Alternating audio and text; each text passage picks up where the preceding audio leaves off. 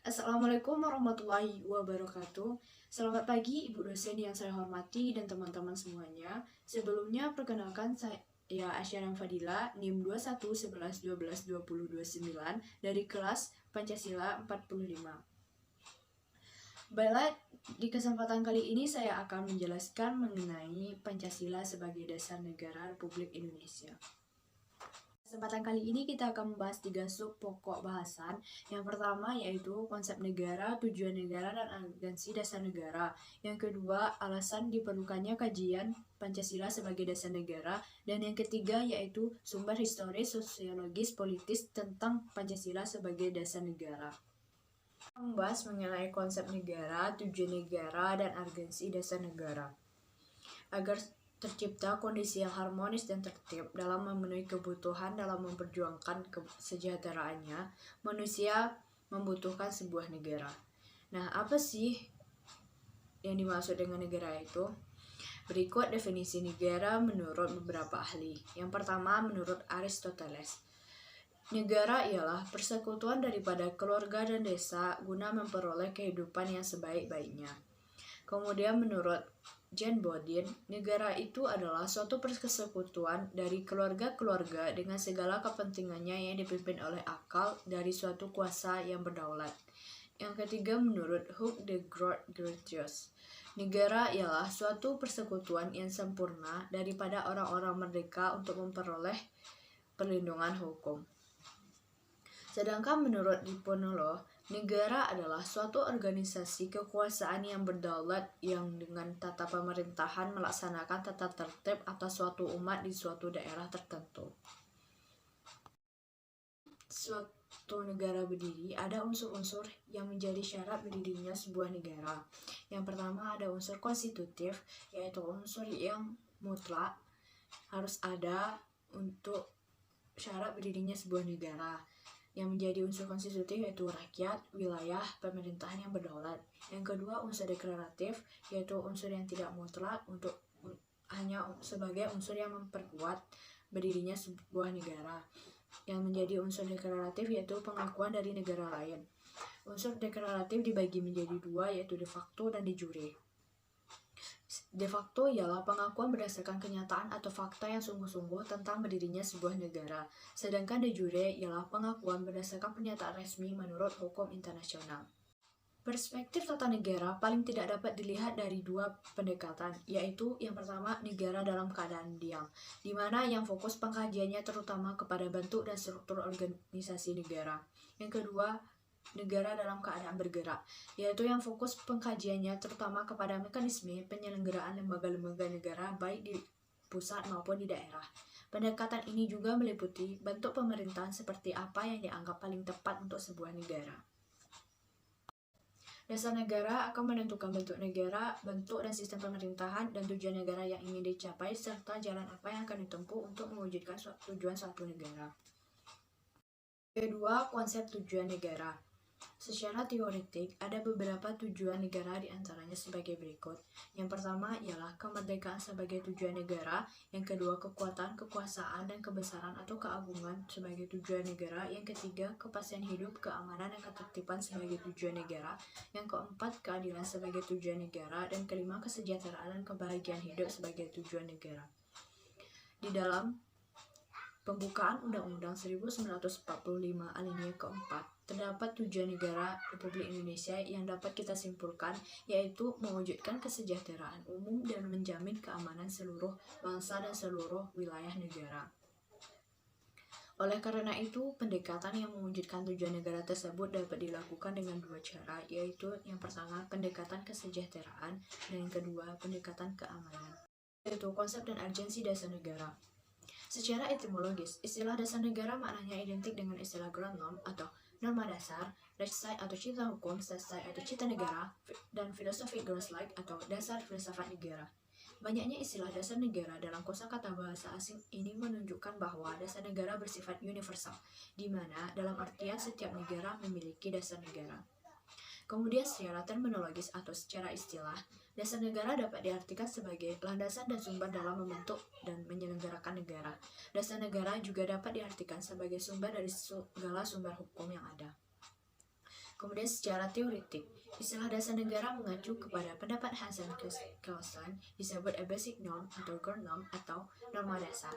Norma dasar ini merupakan norma tertinggi yang mendasari kesatuan-kesatuan sistem norma dalam masyarakat yang teratur, termasuk di dalamnya negara yang sifatnya tidak berubah.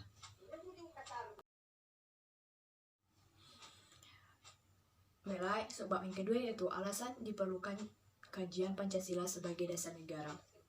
Pancasila merupakan pandangan hidup dan kepribadian bangsa yang nilai-nilainya bersifat nasional yang mendasari kebudayaan bangsa.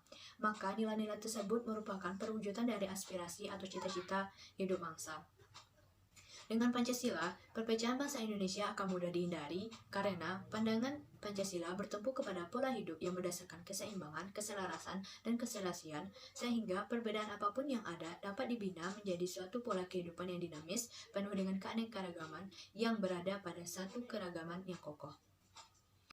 Dengan peraturan yang berlandaskan nilai-nilai Pancasila, maka perasaan adil dan tidak adil dapat diminimalkan. Hal tersebut dikarenakan Pancasila sebagai dasar negara menaungi dan memberikan gambaran yang jelas tentang peraturan tersebut berlaku untuk semua orang tanpa adanya perlakuan diskriminatif bagi siapapun. Oleh karena itu, Pancasila memberikan arah tentang hukum yang harus menciptakan keadaan negara yang lebih baik dengan berlandaskan nilai-nilai Pancasila ketuhanan, kemanusiaan, persatuan, kerakyatan, dan keadilan. Dengan demikian, diharapkan warga negara dapat memahami dan melaksanakan Pancasila dalam kehidupan sehari-hari, dimulai dari kegiatan-kegiatan sederhana yang menggambarkan hadirnya nilai-nilai Pancasila tersebut dalam kehidupan bermasyarakat. Selanjutnya yaitu sumber historis, sosiologis, politis tentang Pancasila sebagai dasar negara. Yang pertama, sumber historis tentang Pancasila sebagai dasar negara. Dalam sidang BPUPKI, Rajiman meminta anggota untuk menentukan dasar negara. Penentuan dasar negara ini terjadi pada sidang pertama BPUPKI yang dilaksanakan pada tanggal 29 Mei sampai 1 Juni 1945. Pada tanggal 29 Mei dan 31 Mei 1945, Muhammad Yamin dan Supomo mengusulkan pandangan mengenai dasar negara. Sedangkan pada pidato 1 Juni 1945, Soekarno menyebut dasar negara dengan istilah filosofik Grosslight bagi Indonesia merdeka juga Weltanschauung atau pandangan dunia. Pancasila sebagai dasar negara juga sering disebut sebagai filosofik Grosslight dari negara, ideologi negara, dan Staatsheid.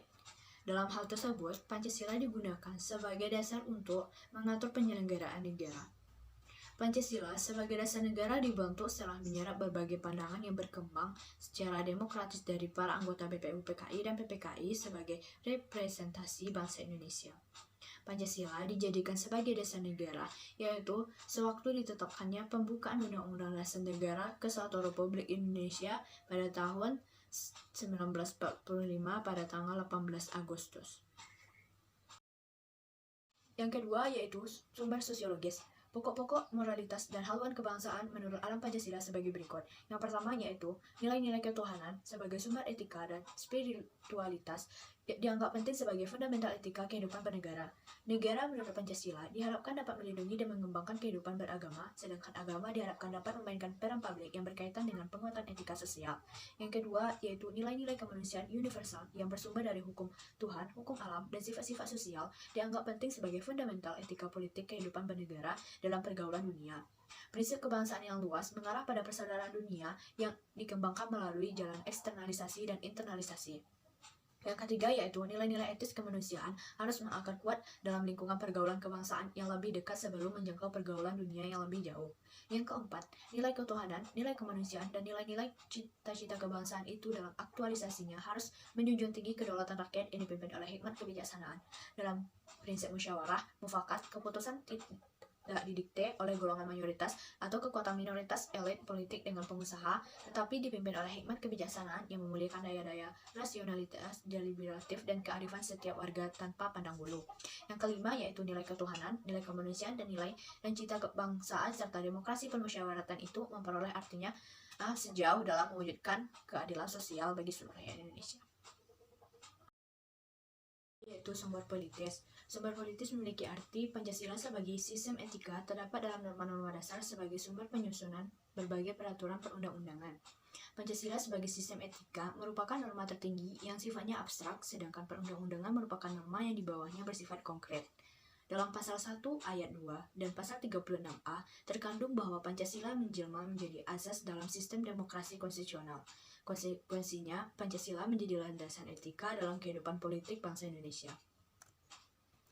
Di sisi lain, bagi setiap warga negara yang berkiprah dalam infrastruktur politik, Pancasila menjadi kaidah penuntun dalam setiap aktivitas sosial politiknya. Kemudian, tujuannya diharapkan terciptanya clean government dan good government demi terwujudnya masyarakat yang adil dalam kemakmuran masyarakat.